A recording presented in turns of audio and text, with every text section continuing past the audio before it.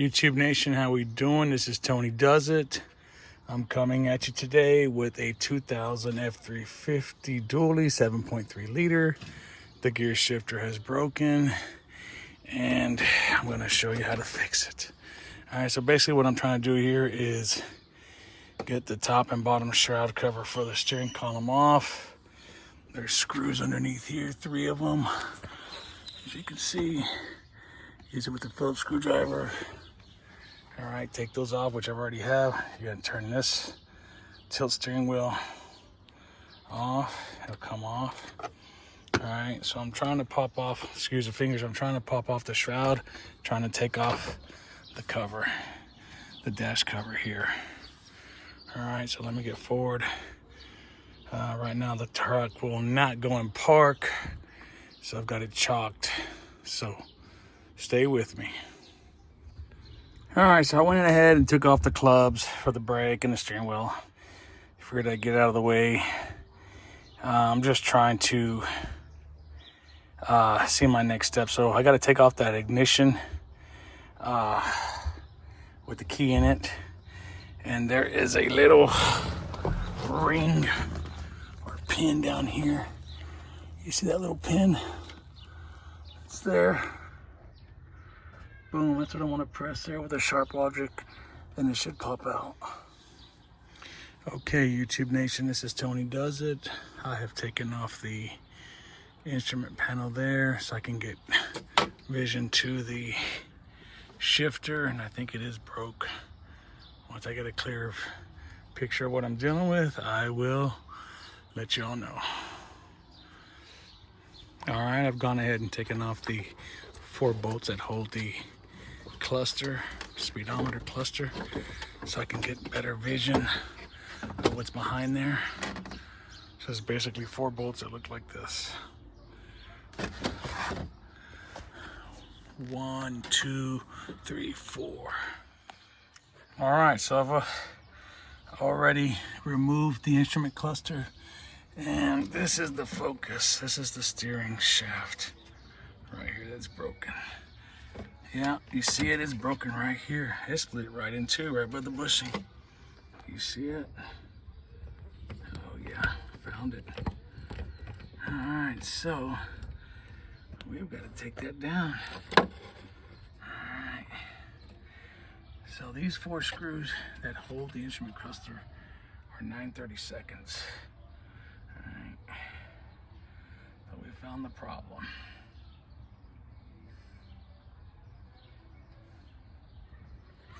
All right, folks, Tony Does It is back on a 2000 7.3 dually four-wheel drive.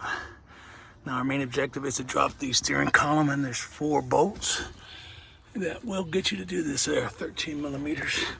See if I can get a picture of one. All right, well, there goes one right there. What you want to do is loosen the back about 1 inch off, 1.5 inches. And the other 2 in the front, you're going to take off completely. And you'll have, you see how the steering column is moving? We'll be able to do that. All right, YouTube Nation, Tony Does It back again. We've exposed the steering column, and we discovered that the shifter is broken. You see it right here is where it's broken. Right where the bushings go. All right, so I'm gonna have to order a T30 wrench because the ones I have are not letting me take it out, but I know what I gotta buy now. So I'm pretty much gonna replace everything in here and do it new, but I'll be back soon enough. All right, if you haven't subscribed to the channels, please do so. Like, subscribe, helps the algorithm. This is Tony Does It. YouTube Nation, what I failed to let you know in the beginning, please disconnect your negative cables to your both batteries. I've done that, and since this car is going to be parked, excuse me, this truck, I've decided to keep them both off so I don't drain the batteries. I've got some parts I got to order, but pretty much we'll knock this out. will not be a problem. All right, till next time. Appreciate you. Tony Does It. YouTube Nation, welcome back. This is Tony Does It. This is Tony Does It. If you haven't subscribed or liked the channel, please do so. All right, today I'm bringing you a week later a 2000 F350 automatic steering shaft. It broke, and basically it's maybe 8 to 10 T30 Torx screws. Getting a replacement part here at O'Reilly's. This is a lifetime warranty. It was $54. I did like that versus any other competitor. They offered a lifetime warranty, so you know what? You can't go wrong with a lifetime warranty.